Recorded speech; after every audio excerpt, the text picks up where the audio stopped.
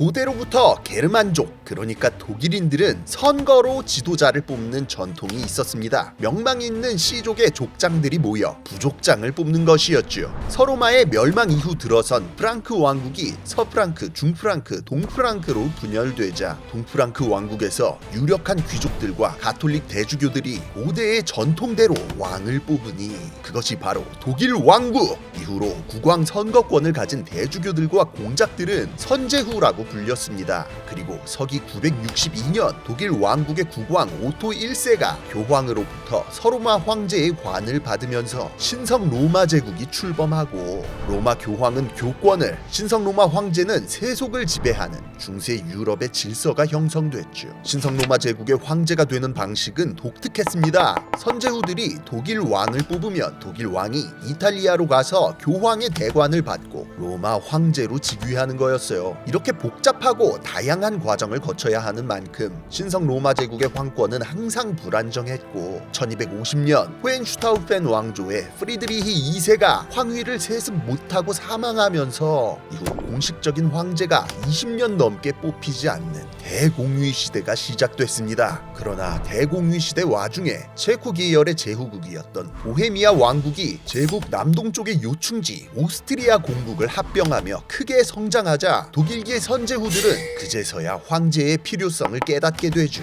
1273년 20여 년 만에 정식으로 황제 선거가 열리고 그렇게 새로운 황제로 즉위한 인물은 합스부르크 가문의 루돌프 1세였습니다. 이후 수백 년간 유럽과 전 세계의 정세를 좌지우지한 대가문이 역사의 전면에 등장한 거였어요. 오스트리아가 세계를 지배한다! 합스부르크는 어떻게 세계를 지배했고 어떤 유산을 남겼을까요? 오는 10월 25일부터 진행되는 합스부르크 600년 매혹의 걸작들 전시를 맞아 지식해적단이 국립중앙박물관과 함께 알아봤습니다.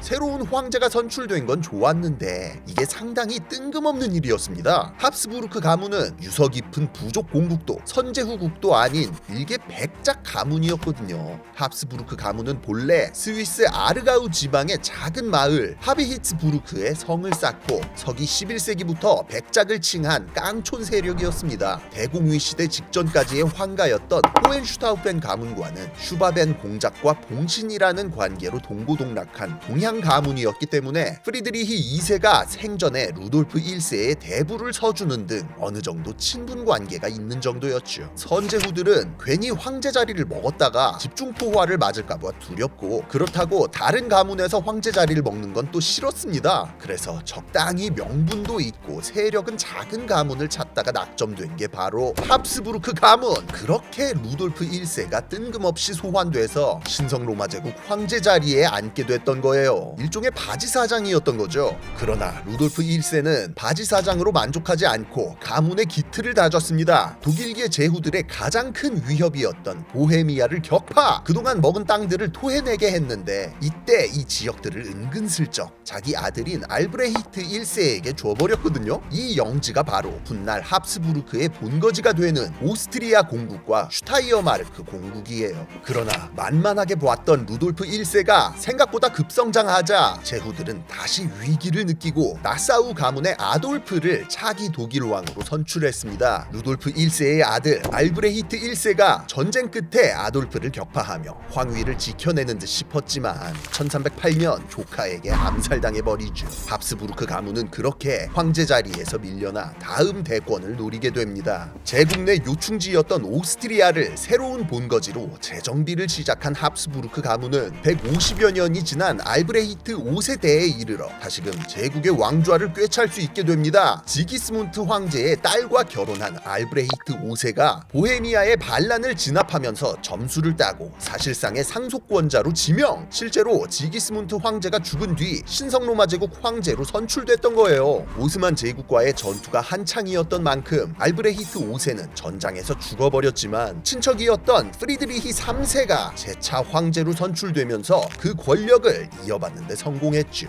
프리드리히 3세는 아, 에, 이, 오, 우라는 머리 글자를 즐겨 사용했는데 이걸 해석하면 오스트리아가 세계를 지배한다는 뜻! 아무도 예상하지 못했지만 이 말은 이후 채 100년도 지나지 않아 현실이 됩니다.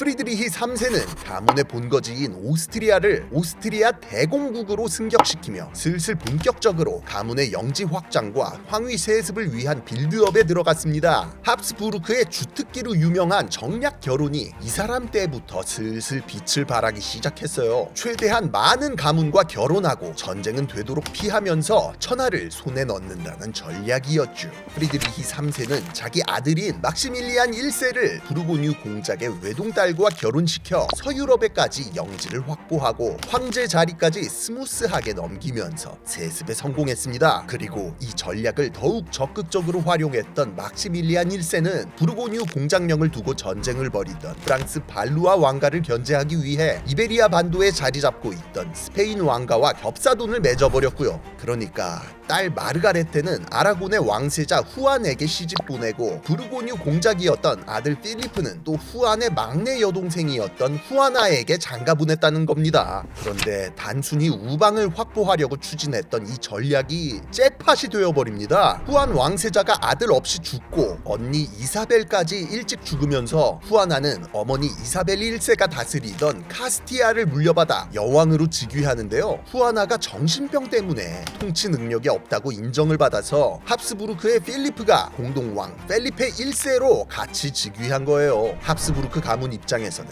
이베리아 반도까지 꿀꺽할 수 있는 기회죠. 그러나 펠리페 1세가 즉위하자마자 의문사하면서 어린 아들이었던 카를 대신 카스티아는 장인이었던 아라곤의 왕 페르난도 2세가 섭정 자격으로 통치하게 됩니다. 막시밀리안 1세는 손자인 카르를 네덜란드로 보내 교육시키며 후위를 도모했죠. 그리고 1516년 페르난도 2세가 끝내 아들을 보지 못하고 사망! 카를이 카스티아와 아라곤을 동시에 물려받아 카를로스 1세로 즉위하면서 스페인 왕국이 출범했어요. 여기에 스페인이 개척하기 시작했던 아메리카와 아시아의 해외 식민지 그리고 아버지 펠리페 1세의 영지였던 부르고뉴 공작령은 덤이었죠. 거기다 1519년에는 친할아버지인 막시밀리안 1세도 죽으면서 카를은 오스트리아 대공국을 비롯한 합스부르크 영지들까지 모두 물려받는 동시에 신성 로마 제국 황제 카를 5세로 즉위하고 독일 지역까지 손에 넣습니다. 모든 상황이 맞아떨어지면서 유럽 역사상 가장 거대한 영토를 상속받은 인물이 된 거예요. 가문이 직접 소유한 수많은 영지들의 황제로서 지배하는 신성 로마 제국까지 카를 5세와 합스부르크 가문은 유럽과 아메리카, 아시아를 아우르는 대제국을 손에 넣게 됐습니다. 그러나 이 거대한 제국은 가문 소유의 영지를 덕지덕지 이어붙인 불연속적인 정치 체제, 거기다 종교 개혁의 불길이 점점 거세지면서 신성 로마 제국 내부 결속력이 흔들리고 있었어요. 때문에 카를 5세는 동생 페르디난트 1세를 신성 로마 제국의 섭정으로 앉히고 본인은 스페인의 아메리카 식민지 경영과 네덜란드, 지중해 등에 집중합니다. 그리고 이런 분할 통치가 고착화되면서 어쩔 수 없이 신성 로마 제국 황위와 오스트리아 영지는 실질적인 통치자였던 페르디난트 1세에게 그리고 스페인 왕위와 신대륙 부르고뉴 공작령은 아들인 펠리페 2세에게 물려주게 되죠. 그렇게 합스부르크 가문은 스페인 계열과 오스트리아 계열로 분가하여 다른 길을 가게 됩니다. 하지만 결혼을 통해 설계해 놓은 합스부르크의 전략은 여전히 잘 먹혀 들어갔어요. 스페인의 펠리페 2세는 어머니 쪽 혈통을 통해 포르투갈 왕위와 해외 식민지까지 차지하며 해가 지지 않는 해양 제국을 건설했고, 오스트리아의 페르디난트 1세 역시 막시밀리안 1세의 기획 아래 보헤미아 왕실과 겹사돈을 맺어 놓았기 때문에 헝가리와 보헤미아, 크로아티아의 왕위까지 차지하고 오스만 제국의 침략을 저지 기독교 세계를 지켜낼 수 있었죠. 그러나 이런 전성기도 오래가진 않았습니다. 합스부르크는 남자에게만 유산을 상속하는 게르만족의 관습법인 살리카법을 통해 정략 결혼으로 많은 부와 권력을 축적할 수 있었지만, 반대로 결혼 때문에 이걸 다시 잃어버릴 수도 있었기 때문에 걱정이 많았는데요. 여기다 양쪽 분가가 통치하는 지역이 서로 멀고 종교적으로나 문화적으로나 차이가 있어서 언제 서로 적으로 돌변할지 불안불안한 상태였어요. 그런데 이런 걱정을 원천적으로 봉쇄하고자 찾은 방법이 하필 근친혼이었습니다. 있었습니다. 남계 혈통을 끊기지 않게 이어가면서 두 분가 사이에 확실한 연결고리를 유지하려 했던 거죠. 자연의 섭리를 거스르는 이런 위험한 결혼이 많아지면서 세대가 지날수록 유전병을 앓거나 허약한 지도자들이 등장했습니다. 특히나 스페인 쪽 분가에 이런 일이 빈번해서 가문의 통치 역량을 조금씩 갉아먹었어요. 신성 로마 제국을 다스리는 오스트리아 쪽은 이런 문제가 덜한 편이었지만 오스만 제국과의 오랜 전쟁과 보헤미아 신교도 세력의 반란 때문에 위기에 처했습니다. 루돌프 2세 때는 이 상황을 피하기 위해 보헤미아의 프라하로 수도를 옮기고 현장에서 통치하려 했지만 이것도 역부족이었어요. 결국 1618년 30년 전쟁이 터지면서 신교와 구교의 대립은 전 유럽을 끔찍한 전쟁으로 몰고 갑니다. 유럽 전역을 지배하던 합스부르크 가문과 가톨릭 국가였던 신성 로마 제국은 막대한 타격을 입을 수밖에 없었죠.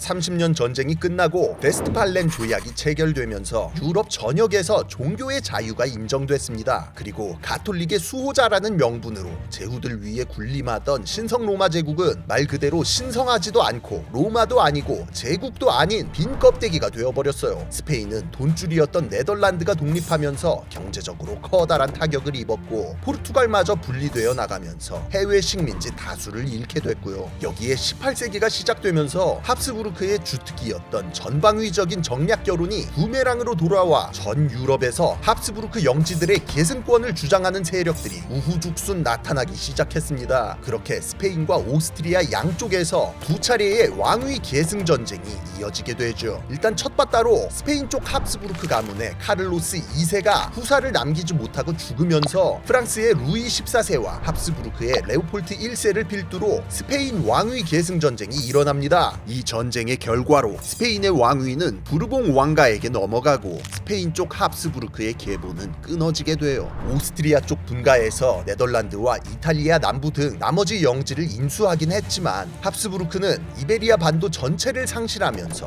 서유럽에서의 영향력을 거의 잃어버렸고 이후로는 동유럽으로 확장하면서 오스만 제국과의 전쟁에 몰두할 수밖에 없는 상황이 됐죠. 그리고 레오폴트 1세의 아들 카를 6세가 신성 로마 제국 황위를 이어받은 뒤 오스트리아 쪽 분가도 위기에 처합니다. 하나뿐인 아들이 어린 나이에 죽어버리면서 카를 6세에게는 딸만 있는 상태였는데요. 오스트리아가 스페인과 같은 사태를 맞이할까 두려웠던 카를 6세는 혹시라도 자기가 끝까지 아들을 보지 못할 경우를 대비해 1713년 딸도 왕위를 상속할 수 있도록 하는 국사조칙이라는 법을 제정합니다. 카를 6세가 끝내 아들을 다시 얻지 못하고 죽으면서 이 걱정은 현실이 됐고 1740년 딸이었던 마리아 테레지아가 모든 영지를 물려받게 되죠. 그리고 아니나 다를까 기존의 계승권자들이 곧바로 태세 전환해서 군대를 몰고 들어왔습니다. 바이에른 선제후국이 프로이센과 프랑스의 지원을 얻고 오스트리아 왕위 계승 전쟁을 일으킨 거예요. 마리아 테레지아는 가문의 분열을 막기 위해 맞서 싸웠지만 역부족이었고 프로이센에게 슐레지엔 지역을 넘겨주고 나서야 겨우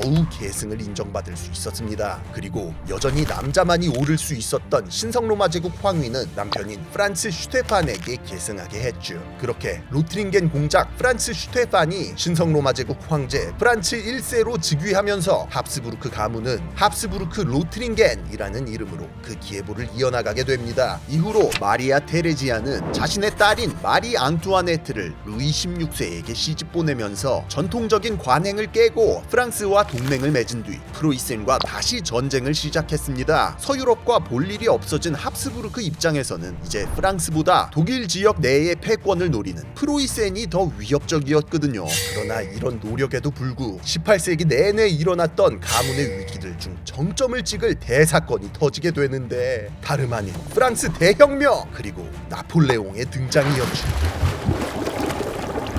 전 유럽의 영지를 가지고 있던 합스부르크 가문은 혁명의 불길을 반드시 막아야 하는 입장이었습니다. 루이 16세에게 시집갔던 마리 앙투아네트가 왕과 세트로 처형당하면서 명분도 생겼겠다. 다른 유럽 국가들과 합세해 프랑스에 대한 전쟁을 시작했어요. 그러나 나폴레옹의 등장으로 스페인과 프로이센, 오스트리아 모두 참패를 겪게 됩니다. 합스부르크는 벨기에와 북이탈리아, 신성 로마 제국 영역의 독일계 제후국들까지 모조리 프랑스에게 빼앗기면서 오히려 수세에 몰려요. 거기에 1804년 나폴레옹이 국민투표를 열어서 스스로 프랑스인의 황제로 즉위해버립니다. 그간 유럽의 황제는 오로지 신성 로마 황제 하나뿐이었는데 이 룰을 깨버린 거죠. 거기다가 제국 내의 제후국들 대다수가 나폴레옹의 손 안에 있는 상태에 사실상 신성 로마 제국이라는 나라 자체가 이제는 명분도 실체도 없는 지경에 이른 거예요. 이에 합스부르크의 프란츠 2세는 맞불 작전으로 그냥 자신만의 타이틀을 만들기로 합니다. 가문의 영지들을 전부 합쳐서 오스트리아 제국으로 재편, 스스로 오스트리아의 황제 프란츠 1세로 즉위한 것이었죠. 그렇게 다시 시작된 반격. 그러나 결과는 또다시 패배였습니다. 오스트리아의 수도 빈이 함락당하고 신성 로마 제국은 아예 공식적으로 해체되어 버렸어요.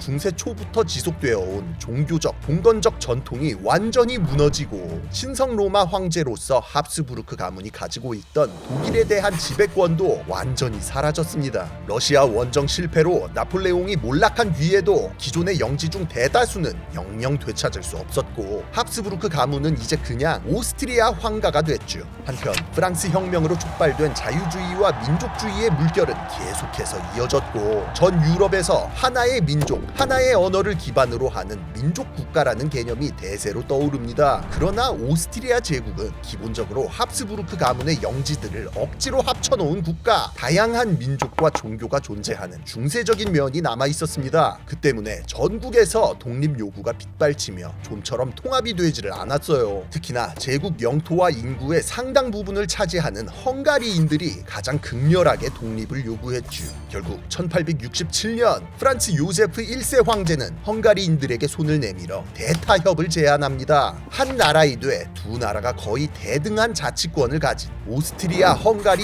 이중 제국을 만들자는 거였어요. 이 대타협이 타결되면서 오스트리아는 동유럽 다민족 국가로 재편되고 독일 북쪽의 나머지 지역은 프로이센의 주도로 통일되어 독일 제국이 세워져 각자 다른 길을 가게 되죠. 이런 대타협을 바탕으로 오스트리아는 20세기까지 강대국의 자리를 유지하지만 민족주의는 더더욱 무르익었고 사람들은 외국인 귀족이 지배하는 세상을 더 이상 원치 않았습니다. 그리고 이런 분열의 불씨는 결국 중세와 근대를 호령했던 대가문 합스부르크의 황혼을 불러왔어요. 1914년 6월 28일 오스트리아의 황태자였던 프란츠 페르디난트 대공이 군사훈련을 참관하러 보스니아에 갔다가 세르비아 민족주의자에게 암살당하는 대사건이 일어나고 오늘날 우리는 이걸 사라예보 사건이라고 부릅니다. 그리고 그렇게 시작된 제1차 세계대전에서 오스트리아 헝가리 제국은 패전했죠. 세계대전에서 패배하면서 합스부르크 가문은 600년간 차지했던 오랜 권좌에서 내려오게 됩니다. 제국 내의 민족들은 뿔뿔이 흩어져 독립했고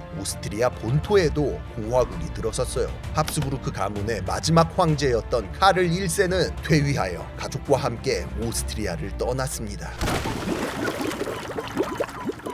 근대적인 민족 국가들이 형성되고 두 차례의 세계대전이 일어나면서 수많은 귀족 가문들이 몰락하여 사라졌지만 합스부르크 가문은 그 백성들로부터 많은 존경과 신뢰를 받아 중세부터 근대까지 600여 년간 수많은 도시와 나라를 지배하며 이어져 올 수 있었습니다. 그리고 그 길고 긴 세월만큼 세계사 전체를 관통하며 수많은 유산을 남겼죠. 특히나 유럽의 여느 귀족들처럼 합스부르크는 예술의 후원자로서 그리고 수집가로서 진심을 다했는데요. 때문에 가문의 본산이었던 오스트리아의 빈은 지금까지도 예술의 도시라는 명성을 이어오고 있습니다. 그리고 이런 합스부르크 예술 역사의 정수를 간직하고 있는 곳이 바로 빈 미술사 박물관. 1858년 프란츠 요세프 1세 황제의 명으로 건립된 이 미술관은 가문의 길고 긴 역사만큼 시대를 초월한 다양한 보물들을 소장하고 있죠. 그 중에서도 특히나 회화 방면에서는 유럽의 어느 미술관도 견줄 수 없는 막강한 라인업을 갖추고 있어서 오스트리아 여행에서 절대 빼놓으면 안 되는 필수 코스 중 하나이기도 해요. 그런데 이런 걸출한 수집품들이 한국에 상륙한다는 거 알고 계셨나요? 국립중앙박물관에서 열리는 합스부르크 600년 매혹의 걸작들 특별전을 통해 오는 10월 25일부터 3월 1일까지 합스부르크의 치열했던 역사와 예술에 대한 철학을 느끼실 수 있습니다. 예술의 도시 빈의 세계에서부터 온 96점의 걸작들을 감상할 수 있는 기회. 비엔나 커피 한 잔씩 마시고 딱 방문하면 서울이 곧 빈이고 빈이 곧 서울 아니겠습니까? 지식해적단도 개장하자마자 단체 관람 갈 계획이니 박물관에서 만날 수 있었으면 좋겠습니다. 지금까지 지식해적단의 키드였습니다. 그럼 새로운 예술을 약탈하러